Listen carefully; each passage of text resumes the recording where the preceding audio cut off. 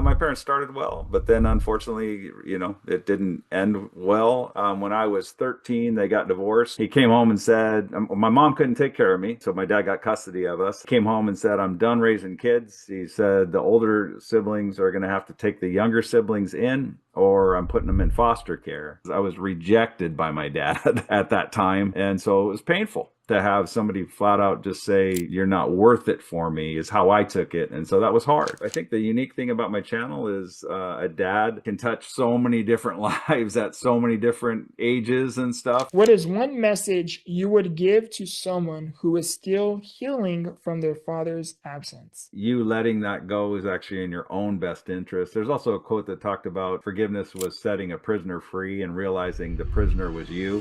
Today's guest is someone who turned a painful absence into a powerful mission. Rob Kenney, better known as Dad How Do I, has become known to millions as the internet's dad, teaching everyday life skills, sharing fatherly wisdom, and offering the kind of guidance so many people grew up needing but never received. What makes his story so impactful is not just the tutorials, it is the heart behind them. Rob took his own experience of growing up without the fatherly presence he needed and transformed it into a platform of encouragement, mentorship, and healing. His message reminds us that sometimes our deepest wounds can become the very place where we learn to serve others. Today, we are not just talking about how to fix things around the house. We are talking about how to rebuild confidence, restore hope, and become the kind of person others can lean on.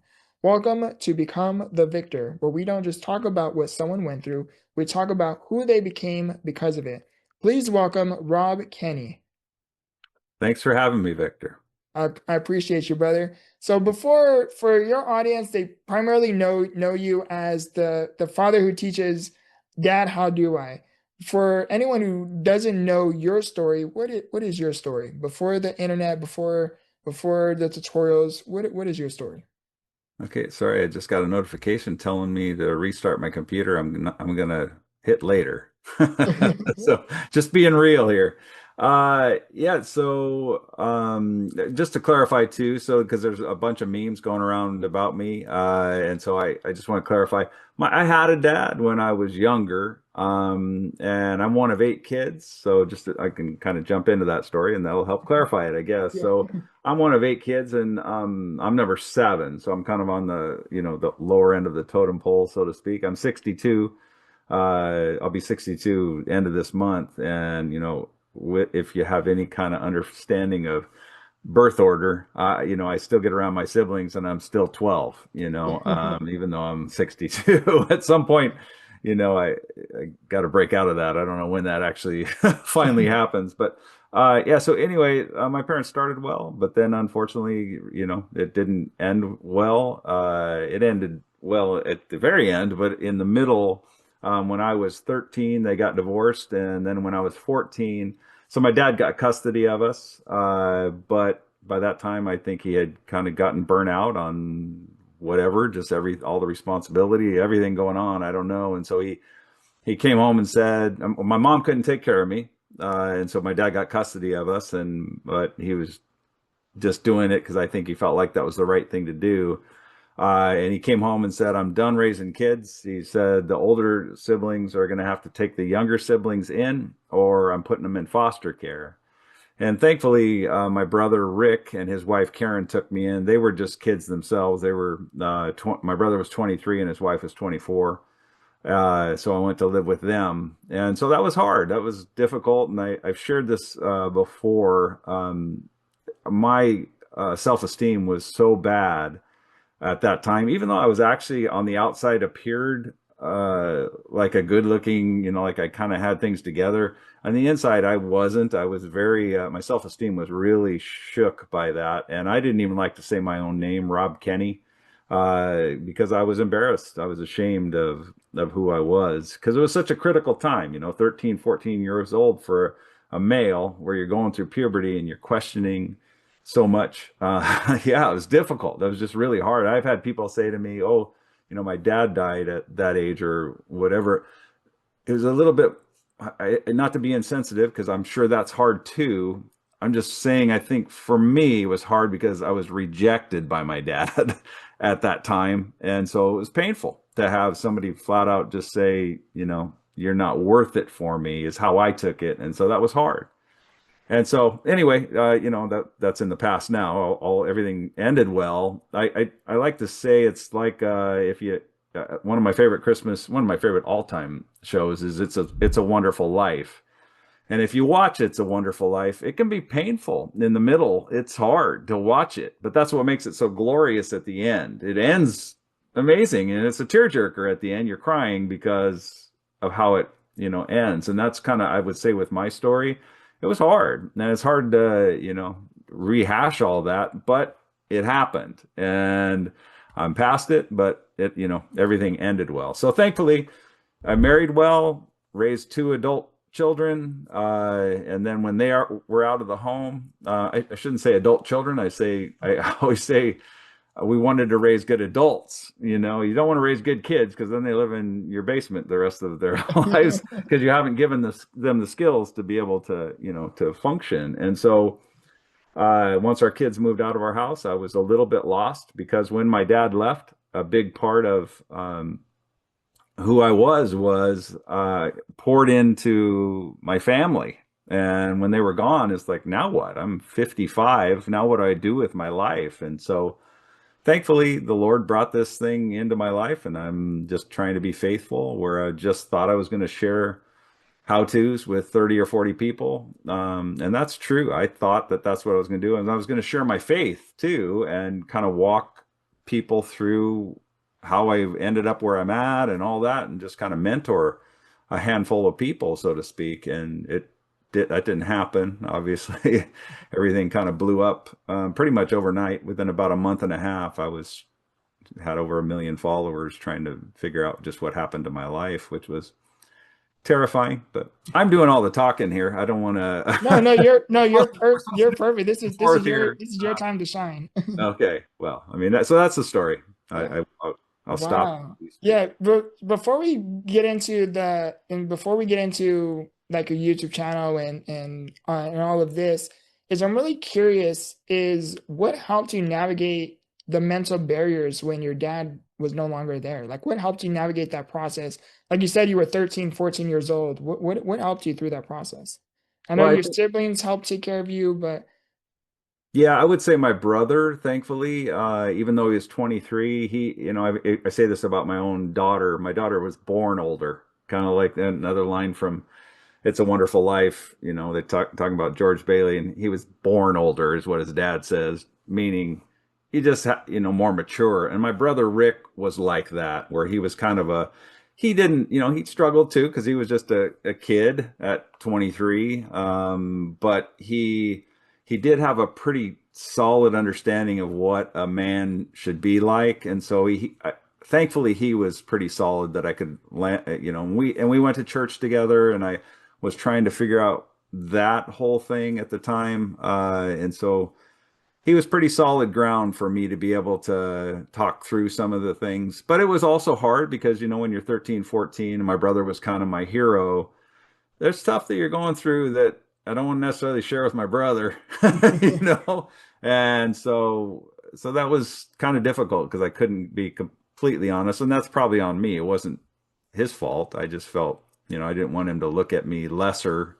And so I tried to be perfect, so to speak. I tried to do the right thing all the time. And that's hard to do because we're not. So anyway, I think yeah. that I would say he had the biggest influence on me by far, and we're still very good friends, real close to this day. That's awesome. You said you guys would attend you got not attend, but you guys would attend a church. And do you think like your faith and attending church helped you navigate that process? Was it like a spiritual kind of journey for you? I think at that time, it did give me some stability to try to understand. I think we were, I think he would even say this, that he was a baby Christian at the time and kind of didn't, we were raised Catholic actually is where we went. And then his wife was Lutheran. And so we started going to a Lutheran church. And I honestly didn't see much difference. I couldn't recognize much of a difference between the two. And so, and I share this story in my book that I kind of lived how after I moved out. I actually moved out my senior year because they moved to a different city, and I wanted to graduate from my high school. So I ended up as a senior living with a different brother who was just a couple years older than me and my friend. And so, uh, yeah, and I think I just at that time I kind of just wanted to live how I wanted to live. I was skeptical, didn't really believe in God, or was agnostic, I would say, and I was thankful for the stability of the church, the framework of hey, there is kind of something here, just didn't really click for me, and so I went off to college, did different things, kind of lived how I wanted to live, got married, and then ran into some tough times. And I share that in my book about how I compare it to when Jesus is on the boat with the apostles and Jesus is sleeping and they have this huge storm come up and it's raging and they're starting to panic. And these are seasoned fishermen. So the storm must have been intense Mhm. and they're freaking out. And then they say, hey, don't you care about this? And woke up Jesus. And Jesus wakes up and goes, what's going on? Calms the storm. And it's and here's the people a lot of people miss is it says and then they became very afraid. So they were scared of the storm. Now, whoa, who calmed the storm? And that happened to me because I cried out to God because we were there was just several things. I'd lost my job, my wife was going off to work, and it was the holidays, and my wife was pregnant. It was a tough time, and so I was really humbled, and I cried out skeptically, and I even made this promise, a foxhole conversion where people make promises. I felt like I had to live up to it after that. It's like, if you can get me out of this mess, I'll do everything I can to try to understand you, and and just be honest and try to, and so he called my bluff. Everything started falling into place, and I'm like, okay, now what? So that's where the predicament that I was in, and so I compare it to that because I think it was eye-opening to me because I believe the Lord is real. People want to, I don't know where people where people are at, but that's where it was for me. And I try to encourage people, hey, I think you can cry out skeptically even. And I think God will honor that. Yeah, definitely. I'm a firm believer that Jesus saves. I had my own experience with a spiritual encounter as well. So that's really, really remarkable to hear your story and for you even be willing to share it as well. And I definitely will have to check out your book. So what is your book called and where is it available? Uh, you can get it on Amazon. It's Dad, How Do So I? Dad, how do I? Perfect. I'm gonna definitely have to check that out. Yeah, I'm very, very Came out interested. came out 5 years ago. So Wow. yesterday. So I was going to do a post actually. I was just working on the post before I jumped on here. That is so, so cool. So here you are, you were young, you finished high school. I'm assuming did you get your GED or diploma? I'm assuming diploma. Got my high school diploma, Yeah, the yeah, and then diploma. Then you pursued college. What did you major in college? What was your focus? football. Okay. That What was a that? joke. Oh, I was like, really? Well, I don't know. You know, I went everybody has a story. so I actually sat out of after high school. I didn't go right to college because I didn't know what I wanted to do, and I didn't want to go spend money on something. And so then my mom passed away. So I graduated in '82. My mom passed away in '86, and that year at the beginning of '86, and that's when I decided I either need to go do this or just give up this dream of possibly playing football. And so I enrolled at a university. I share that in my book. Is I just did. This is how ignorant I was without guidance. I didn't even know the difference between a university and a JC or a community college. I didn't know, and I share that in my book. Again, looking back, would have been way smarter for me because they used to have football at community colleges in Washington State. So I could have gone and played there. Would have been cheaper, would have got a chance to, kind of get back into football. I hadn't been playing for a couple of years, and so it would have given me a much better chance to succeed. And so I did that for a little while. I went to the university though. I went to Central Washington University and played football there. And I made the team and I got to play, but I, wasn't really thinking I thought it was going to go better than that. And so then I had a decision to make, and I left and went to work at Boeing because my dad got me on at Boeing. That's where I met my wife. Long story short, I went and did something else, and that didn't work out. So then I ended up being in sales, which was also, I think, God's hand. It allowed me to that profession allowed me to see everything my kids ever did because I had the freedom to be able to, you know, come and go to be able to do what I needed to do. So I was a sales rep. And that's what I did for 30 years. And I was still doing when my channel went viral. And I was still doing after my channel went viral for 2 years. But my mental health was suffering because I was schizophrenic. I didn't know who I was. I was doing this and I was doing this and I was doing that and I was running every which way. So I had to let something go. Yeah. Wow, So that is so like I find it very fascinating. Like, here you are, you did all these things, you experienced so much, especially at such a young age. And to see you do what it is you're doing now, it's making a significant difference to a lot of young boys and even men today, which is really awesome. Now I want to touch into your YouTube journey. So you said your original thought was just upload videos and kind of just share things around the house, but also talk about faith, right? And it kind of just ended up focusing primarily on the dad, how do I, right? How did all of that come into play? And like you said, it all happened like pretty quickly, like in a month and a half. I think you said you gained 1 million followers. What was that like to go from this idea to now seeing the significant momentum? yeah, it was scary, and I've shared this a lot of times in interviews. Is I'm an introvert, honestly, or I've kind of I don't know if it's introverted or not. I always use that term, but I've always kind of been okay just not being the center of attention and kind of just, having a private life. And so it was terrifying when it went viral because, everywhere you looked, my face was, especially at that time, at the end of May in 2020.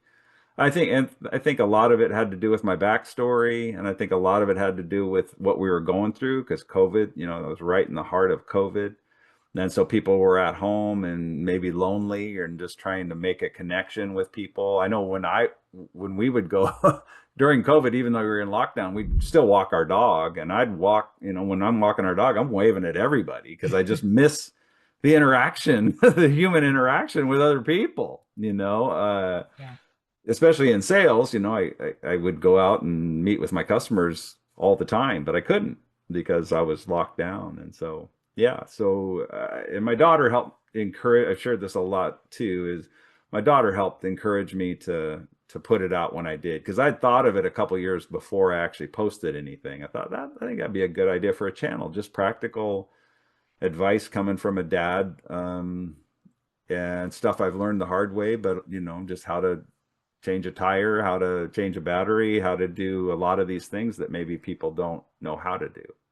Yeah. What was that like? I know you like how you touched on it, where you essentially lost your anonymity, meaning your privacy at home, right?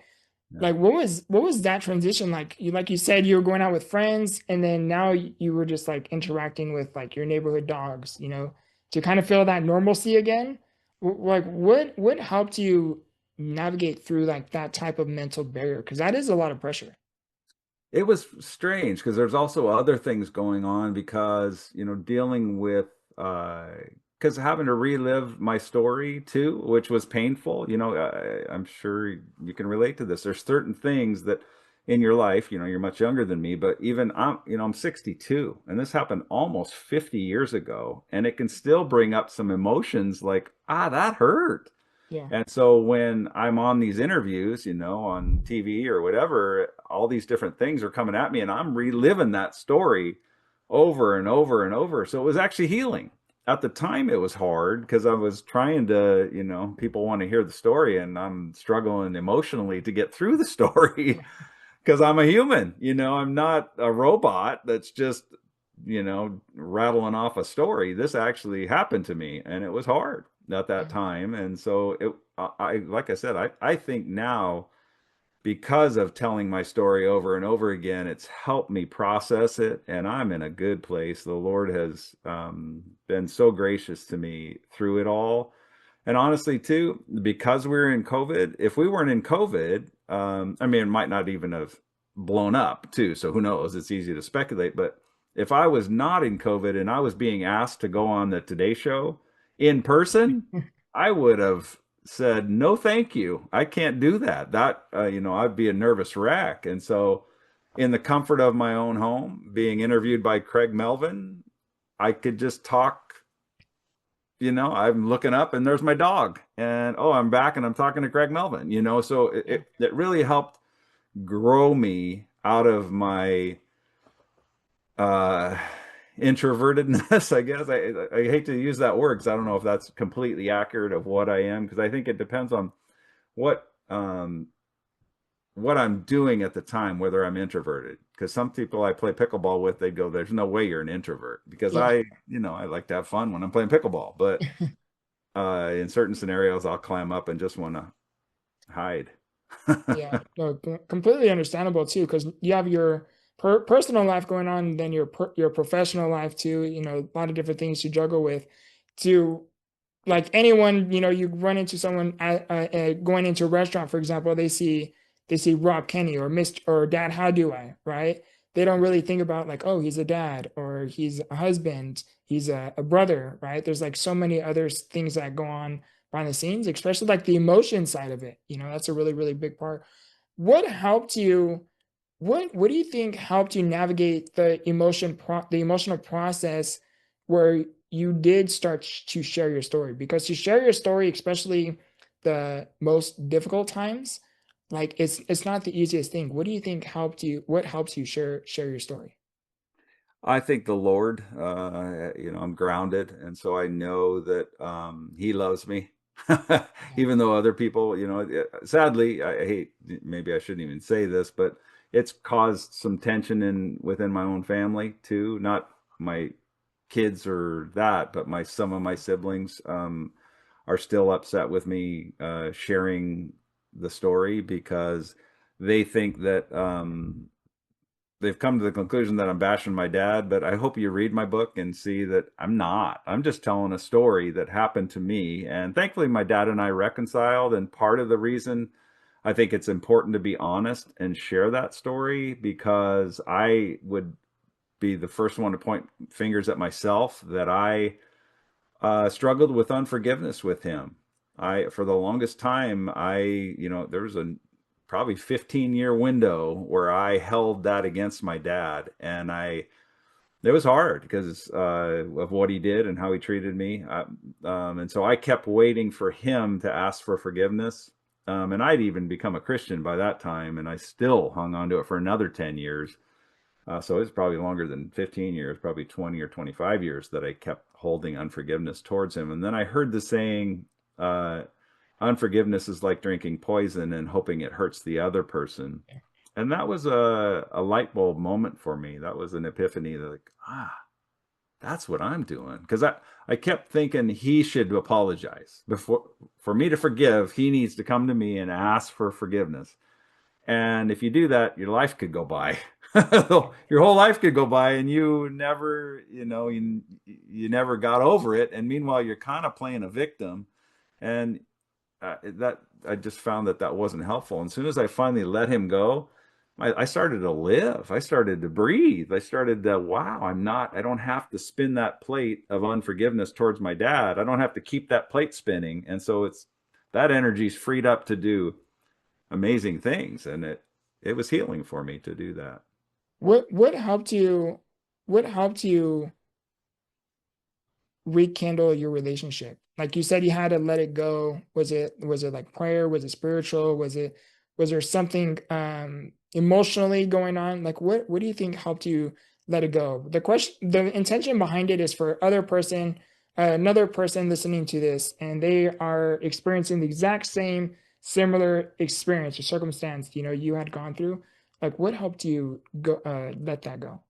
I think a big thing was the epiphany that it was in my own best interest, whether my dad responded to it or not. It was in my best interest to let that go and live the best life that I could live. I think it was just an epiphany of for selfish reasons. I need to do this for my own health and for my own, for the good of my own family too, my kids, and how I can pour into them instead of keep dredging this old garbage up and chewing on it. It was healthy for me to do that. Besides the fact, as a Christian, we're called to that, and I was basically being disobedient. And a lot of times we look at God's way as, you're ruining all my fun. You're taking my fun away. When really He knows what's best for us.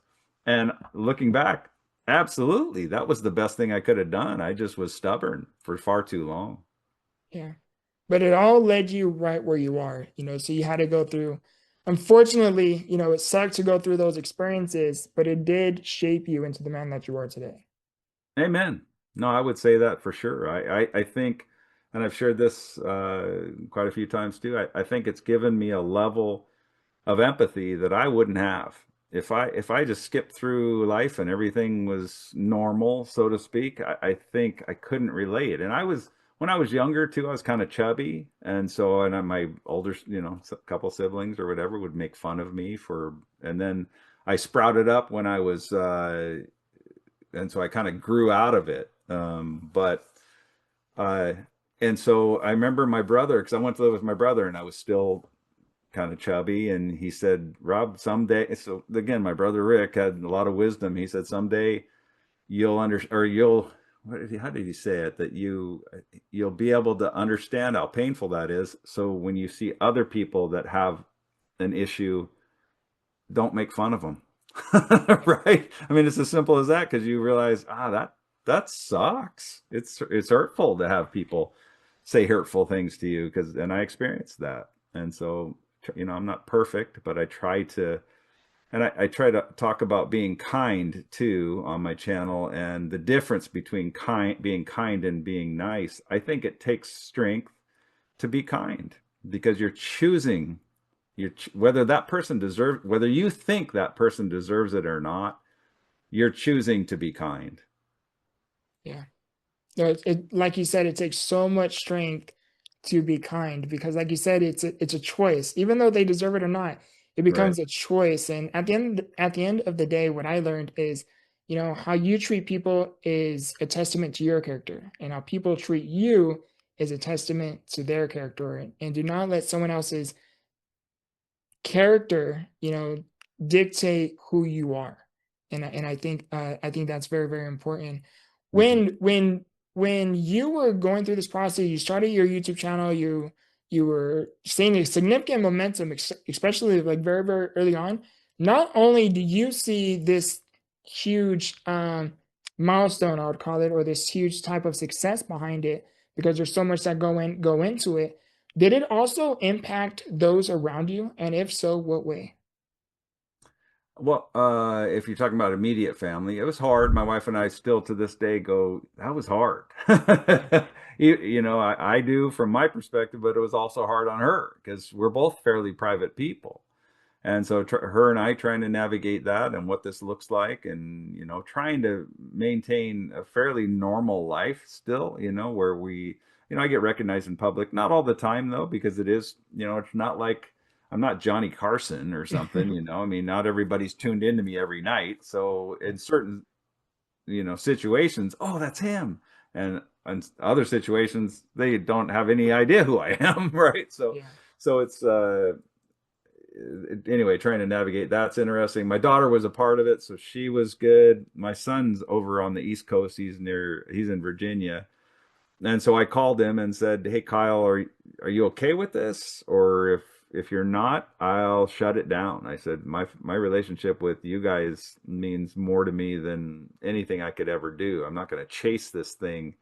And he said, "Dad, if it's something you want to do, go for it." He said, "You've done well. I'm out of the house." He said, "If I was 9 years old and you were doing this," he said, "I might have a problem with it. Yeah. But I'm already out of the house. You raised this well. You can do what you want." Uh, what is one thing that you see most asked because of your channel? Like someone like, do you ever see a question that is most asked because of what it is you share? Like in terms of like dad advice. Yeah, it's tricky because you had mentioned, for young men, but I have 80-year-old women that follow me and call me, and they like it when I call them kid. I say, "Hey, kids," and they like that.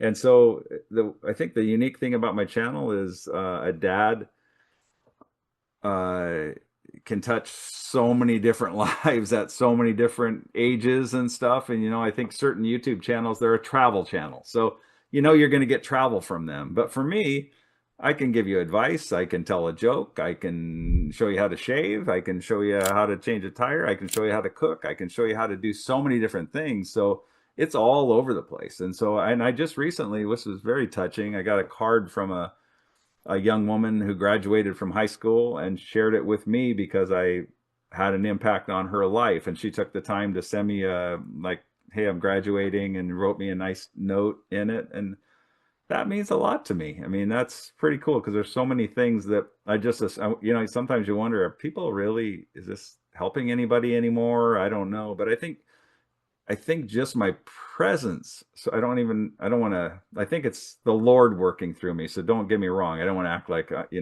I'm so amazing, because I think that God is doing things through me in a sense where people are there.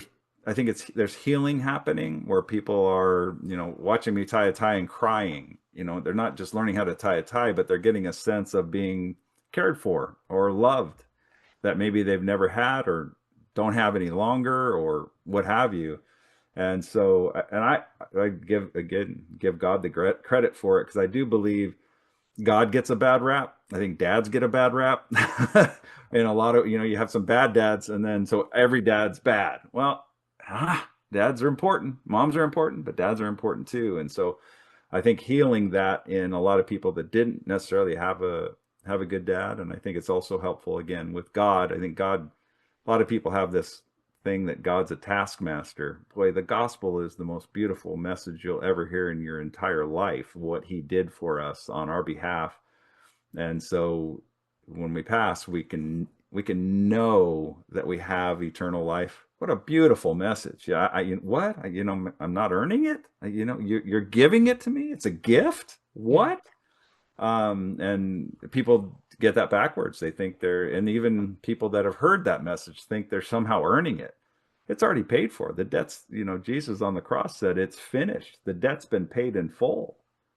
You're forgiven if you just put your trust in him. And so you can know when you die. And people live their whole lives scared of dying, fear of death. But Jesus took that away because he proved it by the resurrection. And that's what I always go back to when people question, "Oh, how do you believe that fairy tale or whatever?" I said, "Hey, look into the resurrection. If you want to disprove Christianity, look into the resurrection. Quit messing around with all this peripheral stuff. Go after the resurrection. Because if Christ didn't come back to life and conquer death, we're fools, like Paul says. We're a bunch of fools. We you should feel sorry for us. You should have pity on us.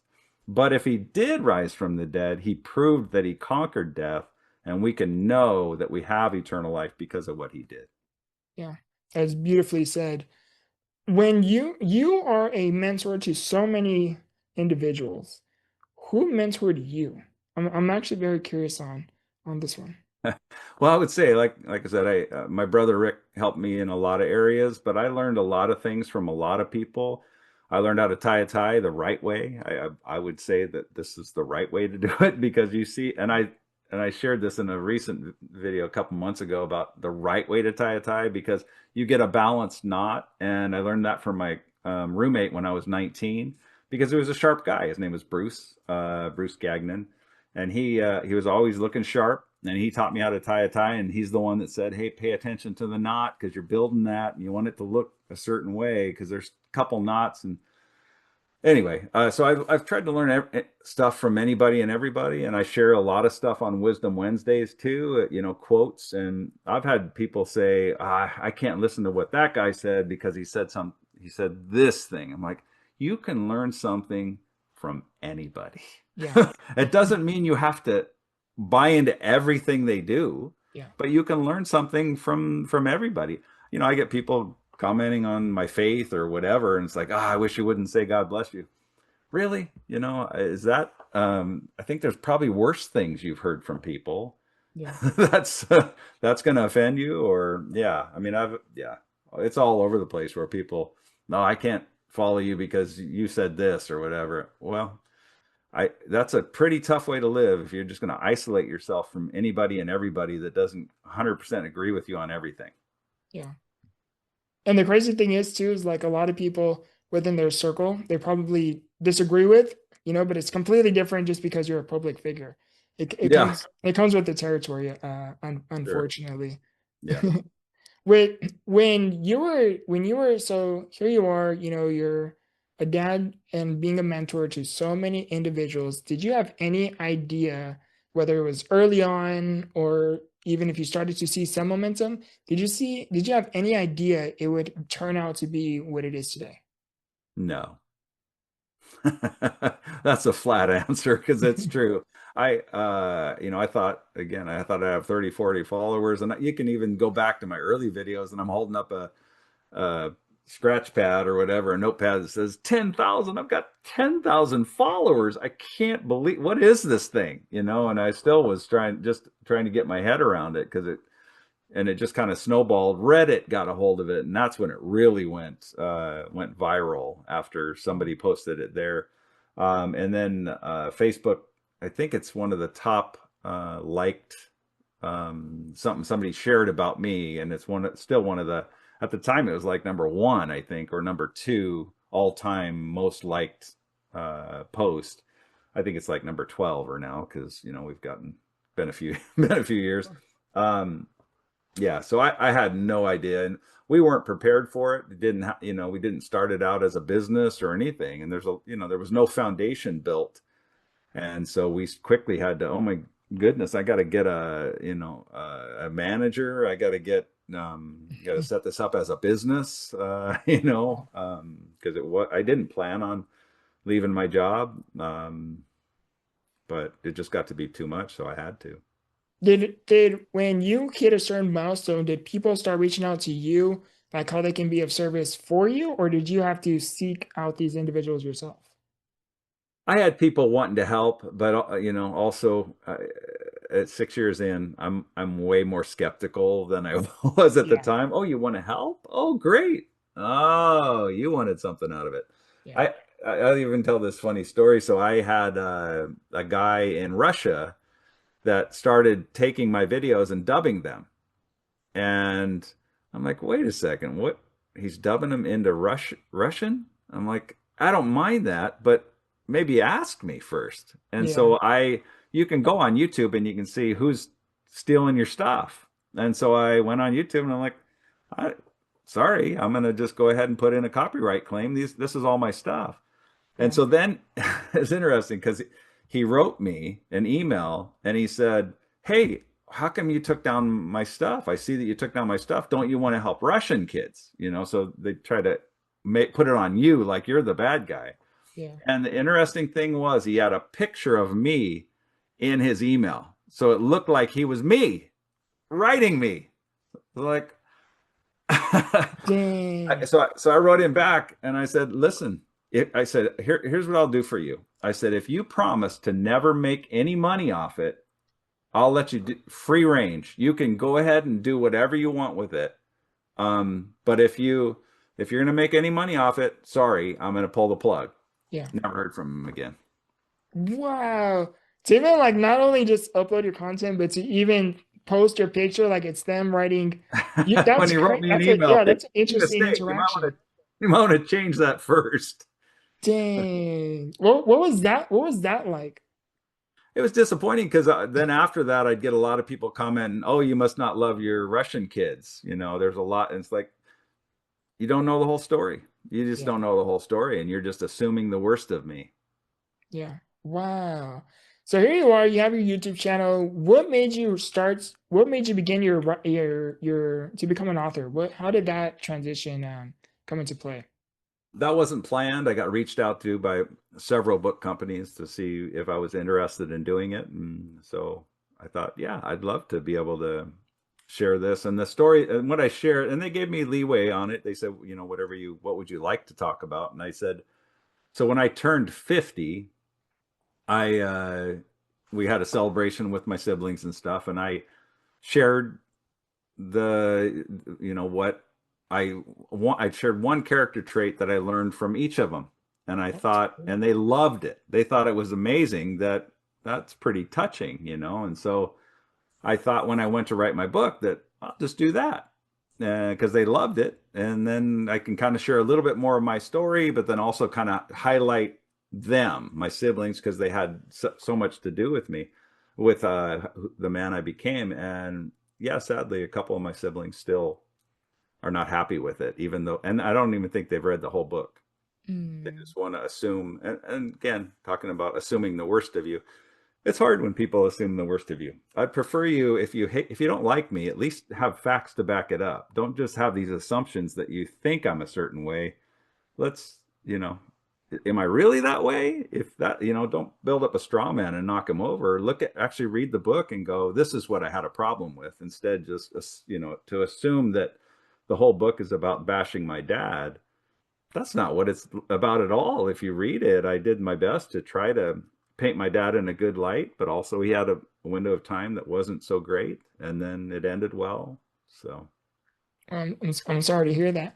That was a very good idea, though, about kind of talking about characteristics from specific individuals within your family circle. That was a very, very creative, unique idea. What made you even like think about that? Because you wanted to include them, or part of it, and yeah, I mean, there's a whole nother story too. I won't go into that, but yeah, I just thought, because it is true, and I have tried to share even on my. This was obviously when I was 50. My channel started when I was 55, and so this was way before that. I just thought, want to honor them because I think I've learned a lot from them, and that's why we turned out as well as we did. And like I said in my book, my parents started well, and I think and I even say this in the book that the older siblings are a testimony to that. My parents did something right because they are great people, and my sister Mary, she's 70. She probably would kill me for saying this, but she's 70. I think it's 75. Yeah, so she's 75. wow, Uh, she's a good friend of mine. She's just and she's uh, that's a matriarch, right? A woman that yeah, would be the matriarch. matriarch. She's kind of the matriarch of our family. She's the oldest one, and she kind of set a certain tone. And then my brother Rick, unfortunately, my brother Tim, who's in between them, he passed away. So that's unfortunate. But I paint him in a good light too in the book and talk about what I learned from him. Yeah, I wanted to just kind of highlight them because I think that is a testimony to how we all kind of came through it. Yeah, I'm sorry to hear about your son. I mean, your brother as well. I'm sorry. Yeah, well, By your thank son as well. And to touch on, you becoming a father, because I know we talked a lot about like, you being a father, but to touch on being a dad, what would be like your greatest dad piece of advice for other fathers listening? you. That's a that's a big question because I think there's a lot of good things. I think spending time is huge. Just in the little moments, I think that there's the little moments help break the big moments. I remember hearing a lot, which was fashionable when I was younger, going around that quality time versus quantity time. But I think quality time happens because of quantity time. I think just by spending time, and because if you're, you know, I think with social media, we've kind of gotten to where you want to get a bit of information and a bit of information. And it's like, just the wholesomeness of, hey, put our phones down, let's have dinner and hang out and converse. Thankfully, the phones hadn't really hit quite yet. The smartphones hadn't quite hit when our kids were younger. And so it was just normal for us to sit around at dinner and talk about your day and how things went. So I think that that's important. There's several little things too. With our kids, consequences for your actions. We would try to set an expectation and say, then it's kind of up to you. I think this is kind of God's way of doing things. You get to choose. If you want to do it the way we want you to do it, then there's consequence. There's good consequences. But if you choose to do it a different way, there's also consequences. And I think allowing your kids as they're growing up to fail, so to speak, or have the opportunity to fail instead of always catching them. I think that that's important because you lay out kind of, okay, well, these are the consequences if you choose to do that. And then if they handle that well, you give them more responsibility. And if they handle that well, you give them more responsibility. And pretty soon they're flying and doing their own thing without you having to always check on them. Yeah, absolutely. No, that's a great piece of advice. I like how you said, like you essentially have to provide them the life skills so they can, eventually leave the tree, right, and flap their own wings and kind of Mm-hmm. see what life is out there, and it sounds like you're doing that, which is amazing. The lat I want to ask one question before two more questions before we get into the rapid fire questions.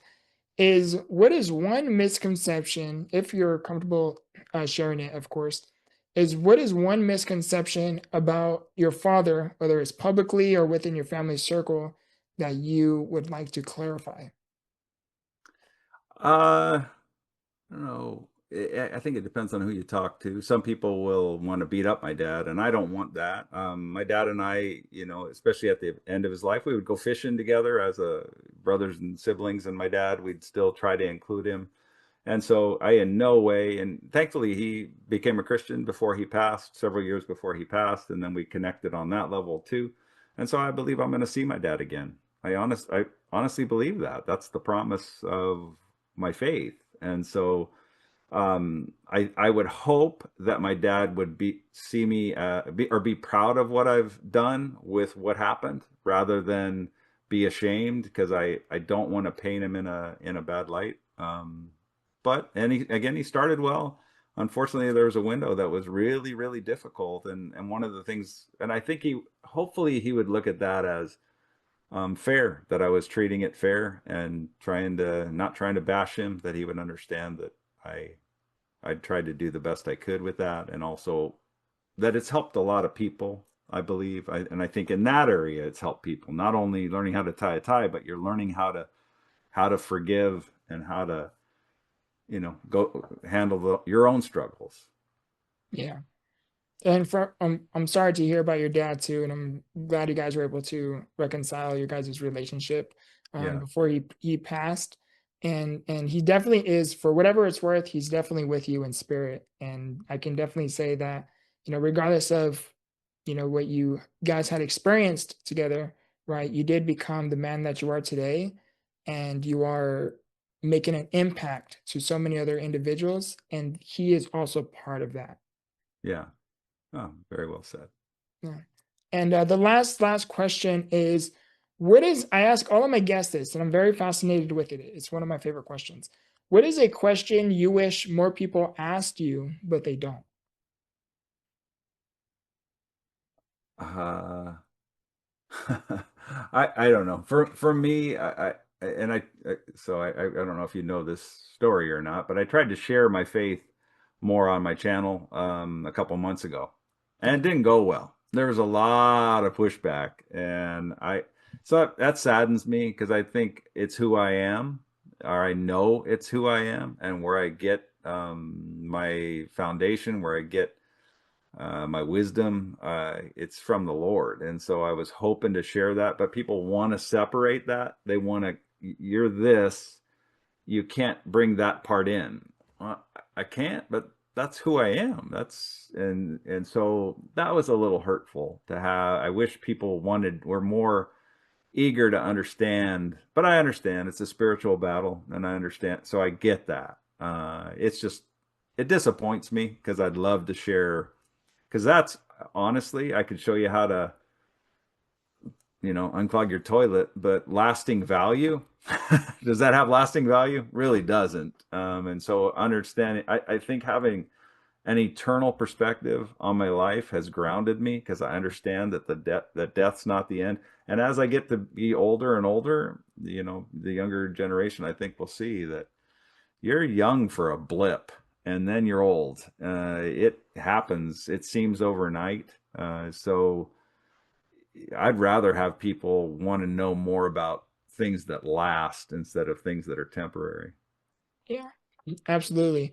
And it's something too. I mean, I'm more spiritual, but definitely do say Jesus saves, because again, he did save my he did I didn't see him or hear his voice or anything like that. I didn't have that type of divine intervention, but he definitely does save. But where I am going with this is many people have trouble building a connection with God just because of bad experiences from other religious people, right? But two, you Amen. also have to understand that, not you directly, but you have to understand that Jesus himself, was also judged for being him, for being himself. And he had bad experiences with other religious people as well. And Amen. I've and said that. I've said that before. I said that who were the people that Jesus was the harshest towards? so It was the religious people, the people, the Pharisees that were representing God, misrepresenting God, right? So yeah, I'm with you 100%. Sadly, I think there's a lot of religious people that have turned a lot of people off, sadly, because the gospel is the most beautiful thing ever, best news ever. The gospel means good news. It's yeah, good news. It's not this bad news. I'm wanting you to, oh, you need to do this and you need to do that. No, no, that's been done for you. That's the gospel. yeah, absolutely. And two, before we get into rapid fire questions, I also want to emphasize that do not let your circumstances pull you away from God. I know it's easier said than done, especially some experience certain circumstances more severe than others. But try to draw closer to Him and lean more on.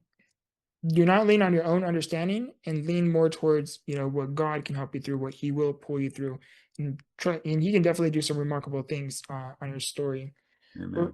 The question I have, or there's 7 questions for the rapid fire questions. We're gearing towards the end of the episode here.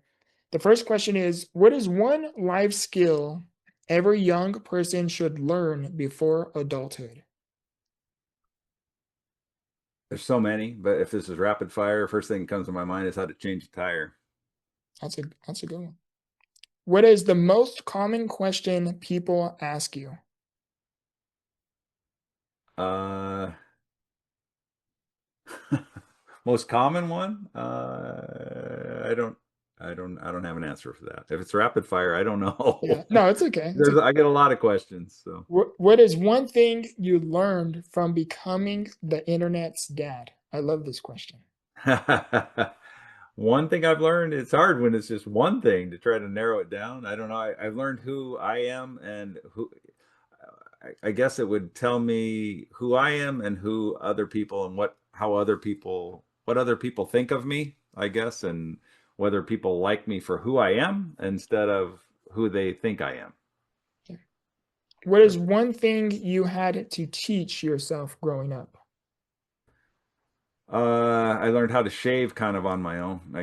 My brother kind of taught me, but then you kind of have to almost just do it yourself. So What is something you wish every father understood about their influence? it's huge and they're valuable. Dads are super important, and I've talked about this a lot. I think Homer Simpson and Al Bundy, we can all chuckle about it, but I think it's doing a disservice because it's making men look like they're expendable and they're bumbling idiots. And, there's a lot of good men out there and we need them and they need to be encouraged that you need to stay there. Because if you say I'm not necessary and you just bail, there's ripple effects that are not good for our society as a whole. What is one moment where you realized your videos were bigger than tutorials? When I heard that somebody was, and I've heard this quite a bit since then, people were crying watching me tie a tie. I thought I was just showing people how to tie a tie, but it was resonating on a level that I don't think I could have anticipated. In fairness, I don't think anybody would anticipate that, right? I'm showing you how to tie a tie and you're crying. Yeah. Some oftentimes the simplest things are often the greatest. Yeah, yeah. What is the last one is, what is one message you would give to someone who is still healing from their father's absence? I feel like we touched on this a little bit Yeah, we kind of did in the, um, earlier. you're right. I, like I said, I think if you can flip it around and understand that uh, you letting that go is actually in your own best interest. There's also a quote that talked about, forgiveness was setting a prisoner free and realizing the prisoner was you. Yeah. you're actually, you're kind of being kept in prison and you're the one choosing to do that by not letting it go. Realize, sometimes it takes a little bit of time, but if you can get to the point where you realize, boy, this is in my own best interest to let this go. Yeah, beautifully said. And I really, really loved the conversation. I mean, I loved this entire interview, but I really loved how you talked about your father. I think that's going to be very beneficial to a lot of people who may be struggling the same thing. And yeah, I think it's great, great. I loved your answers. Well, Now, thank the last thing I want to do is let the audience know anything and everything about your socials, what it is you're working on, and also all of your socials and any additional projects will be linked within the description as well. Okay, yeah, like I said, I have my book out. So, Dad, How Do I? And you can find that on Amazon. It used to be in Target and a few other stores, but it's been out 5 years, so they have to move inventory. And then I'm on YouTube was where I started, Dad, How Do I? And then I'm on Instagram and Facebook as Dad, How Do I? And then I'm on TikTok as The Real Dad, How Do I? Because I was hesitant to get on TikTok, and so other people kind of were pretending to be me, and so I had to use a different name there. So I'm Yeah. the real dad. How do I on TikTok? Nice. And also, all of his links again will be within the description as well. For the audience listening at home, please comment down below, where did you feel less alone while tuning into today's episode? This has become The Victor, where we turn trials into triumph. I love you guys. I appreciate you guys. And as always, remember, grow through what you go through. Much love.